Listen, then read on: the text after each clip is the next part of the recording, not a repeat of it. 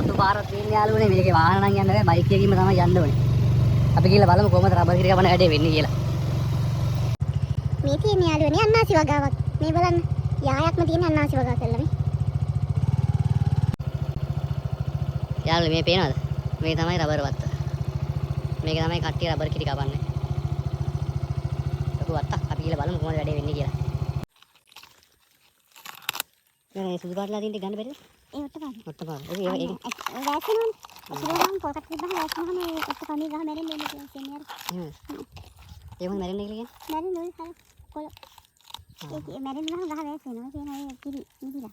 ඔට්ටපාන කරනවා ගාම පතු ගන්න. මෙච්චර ගන්න දෙද ගන්නේ නේද? මම ඒකේ පල්ලේ යන්න බෑ කියලා මේක හෙපොසු. ඔව් ඒක පල්ලම ඉන්නේ. අයින් බෑ කියලා. ඒකට මට අර ඒකට හුරු වෙලා නේ පුතේ. ඒ කිරි නෑ ඉතින් හොදා වැසිලා තියෙන්නේ.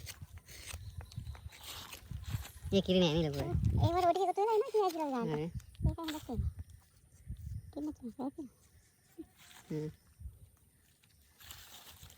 ඔට්ටපානනේ. ඔට්ටපාන කොයි පත්තු කරන්න බලන්නේ ලිපට. ඔව් වේලලා පත්තු කරනවා. මේ නම් ඔය මෙට්ටේම හද නැති මට ඉතින් උන් කරලා. මේකට ගන්න.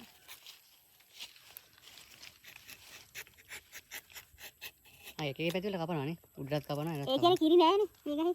කිරි නැති උටින්ද උඩින් වෙට්ටු දාන්න දෙන්නේ අපි ඒක. ඒකනේ වෙට්ටෝ කියන්නේ. ඔව් මේකට කියන්නේ වෙට්ටු. මේකට පීල්ල. මේ පීල්ලනේ. ඒක. ඔය කියන්නේ පොතේ මොකද කිරි කපනවා මොන.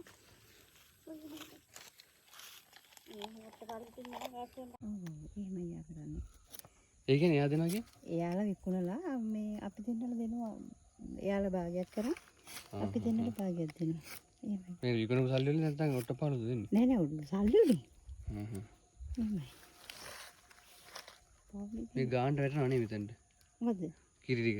ඕ ඉතින් විත්තු හදාන්න දෙන්නේ කිටි කෙන්න අපි පීන්නට ඒක නෙන්නේ. යම්පන්. අනික් ගහට යම්පන්.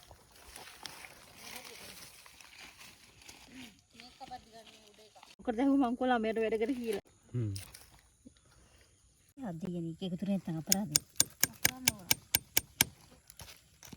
මේ කිරි බිව්වොත් එහෙම බල්ලු ඉවරයි. ඇයි? ඇලෙනවද? ඇලෙනවා. රබර් කිරි නිදිනවා බල්ලු. ඒකට උන්ට ජරා කරන්න බෑ මැරෙනවා. පුතේ චන්ද පාරම මාරු කිරි අර පිරිච්ච ගහ ගත්තා හරි. මේ තියෙන බාගෙට පිරිච්ච එකක් තමයි මේ තියෙන්නේ. මේක නෑ අපි තමයි දැන් වැසිලා ඉවරයි නේ. එකතු කරගත්ත කිරි ඔක්කොම මෙතනට තමයි අරන් එන්නේ. මේක තමයි එකතු කරන්නේ. කිරි වක් කරන්නේ.